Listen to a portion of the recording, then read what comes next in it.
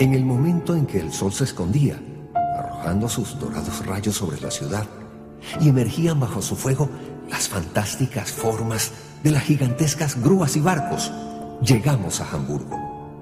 Sin mayor demora, nuestro tren fue enviado a la zona franca del puerto, por lo que, apartados del resto de Hamburgo, pasamos la noche en nuestro compartimiento.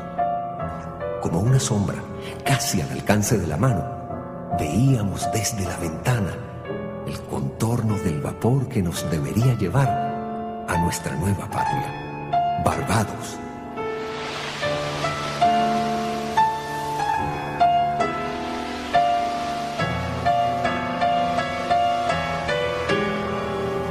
El Caribe zarpó el 14 de enero de 1939. El Königstein lo haría un mes después. Sin embargo, iremos contando sus historias en conjunto, por su enorme relación. El Caribia era un barco crucero vacacional perteneciente a la Hamburg America Line, que salía de Hamburgo y en su trayecto recorría varias costas del Caribe. A bordo, en el viaje que nos ocupa, venían 350 pasajeros. 86 de ellos eran judíos.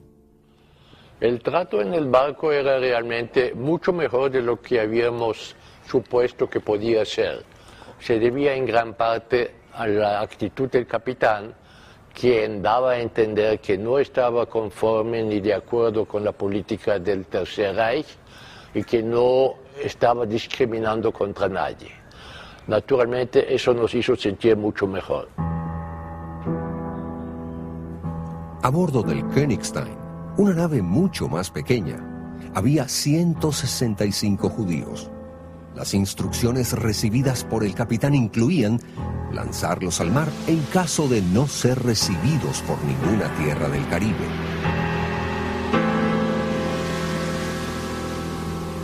Bueno, como antes le había dicho, llegamos a los Azores, nos agarró un viento que era algo horroroso. Entonces el Königstein, que no era un barco muy grande, que se diga, bailaba sobre las olas como si fuera la cáscara de una nuez. Yo, junto con 3 o 4, nos mantenía más o menos en el centro del barco, así que todo el resto se enfermó y empezó a vomitar. Bueno, eso era horroroso. Todo eso duró más o menos 48 horas. Y una mañana, a las 4 de la mañana, el mar amaneció como si fuera de aceite. El 10 de febrero llegamos a las Azores, la marmita del clima de Europa. Cual gigantes se erigen en medio de pequeñas islas rocosas, las empinadas islas principales de Flores y Corvo.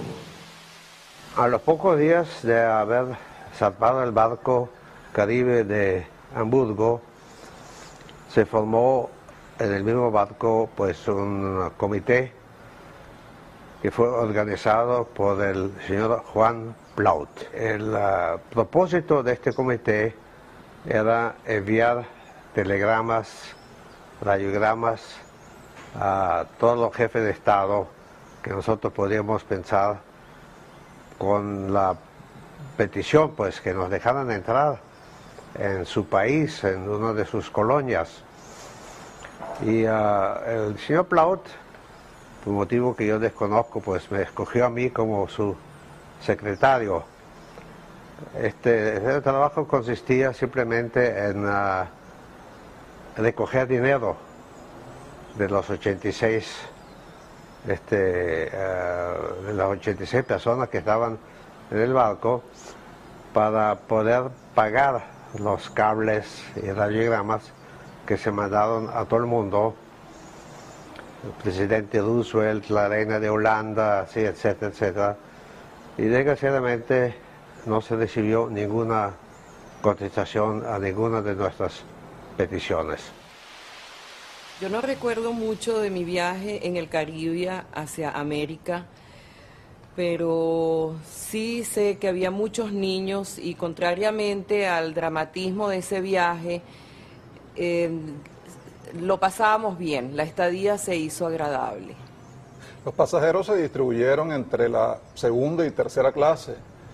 había camarotes para hombres, había camarotes para damas y había camarotes para niños. A nosotros, Susi, no sé si te acuerdas, nos colocaron un camarote para niños. Tú en esa época tenías menos edad que la mía, yo tenía 5 años, y tu madre, Elsa, se puso furiosa porque ella no podía admitir que nos pusieran juntos en la misma litera, además. Los pasajeros del Caribia habían dejado el puerto de Hamburgo con permisos de entrada y estadía en la isla de Trinidad.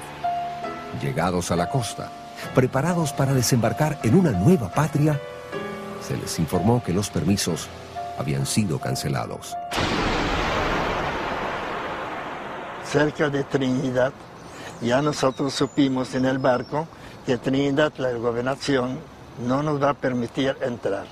No sabíamos si era con permiso, con una orden de Inglaterra o de Trinidad, porque todo el mundo era legal, con su visa automáticamente, por el depósito que tenía la Hamburg American Line, ¿no?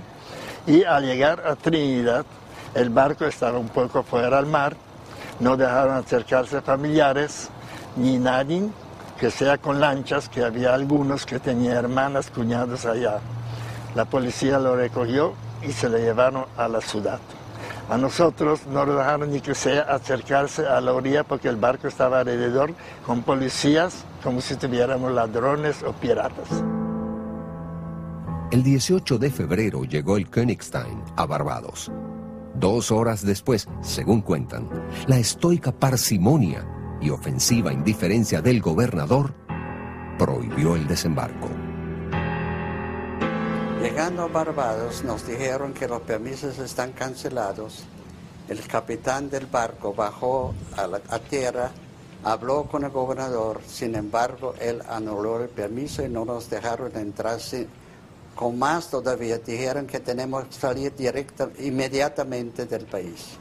Y para mi enorme sorpresa, no nos desembarcamos en Barbados.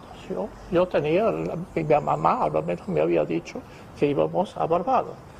Ahora, de pronto vi que una comisión encabezada por el capitán y la gente mayor, un grupo de 3 o 4 de los nuestros, desembarcaba para negociar con el gobernador británico de Barbados a ver si nos dejaba entrar o qué es lo que pasaba.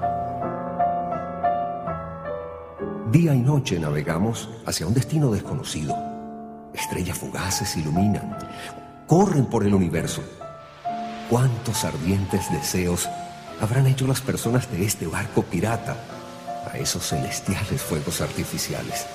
Nosotros, los errantes, seres perseguidos con la esperanza de un poco de felicidad después de todo lo que hemos vivido. Vinieron judíos de Barbados con tambores y periódicos. En estos periódicos hemos leído que en la Guayana inglesa hay una comisión que estudia la inmigración. Fuimos a la Guayana inglesa, allá ni nos dejaron entrar en el muelle. Un día y medio esperando, hemos oído la noticia en la radio que 86 refugiados que no pudieron bajar en Trinidad, en el parque Caribia, pudieron desembarcar en Puerto Cabello. Entonces fuimos a la guerra. Llegados a costas venezolanas, dejemos descansar la historia del Königstein y hablemos del Caribia. Obviamente